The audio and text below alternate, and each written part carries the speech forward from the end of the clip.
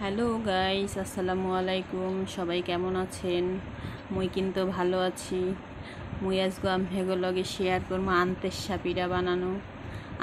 পিঠা বানামু আজগো। পানিটা কুসুম গরমের থেকে একটু বেশি গরম করে নিছি। এখন এর মধ্যে দিয়ে দিছি চিনি পরিমাণ মতো। আমহেগো স্বাদ অনুযায়ী চিনি দেবেন, একটু লবণ দেবেন।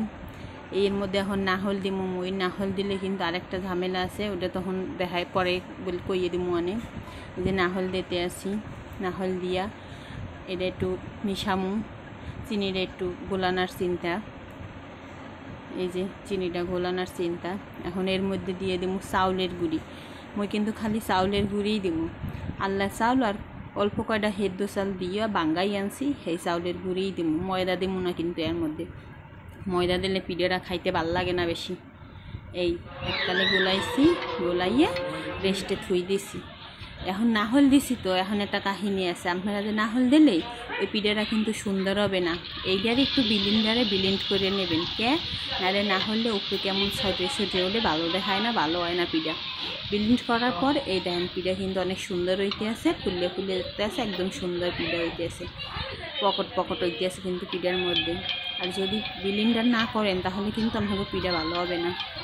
এই যে মই কিন্তু নতুন পিঠা বানাই, বাপের বাড়ি কোনো দিন এসব হরি নাই, এই জন্য মনে করেন অভিজ্ঞতা খুব কম। ওই যেখান জাগে যেতে দেখছে পিঠা দিতে আসি একটা একটা করে। খুব সুন্দর হয়েছে পিঠাগুলা।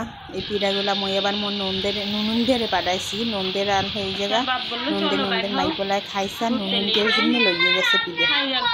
খুব সুন্দর হয়েছে পিঠাগুলা, বুঝেন না, মানুষের দেওয়া গেছে এত সুন্দর। তাহলে রেসিপিটা যদি ভালো লাগে তাহলে সবাই লাইক কমেন্ট শেয়ার করবেন আর পাশে থাকবেন। সবাইকে ধন্যবাদ। এই কিন্তু মোর পিঠার ফাইনাল লুক। পিঠা কিন্তু খুব সুন্দর হয়েছে। সবাইকে ধন্যবাদ। আসসালামু আলাইকুম। আল্লাহ হাফেজ।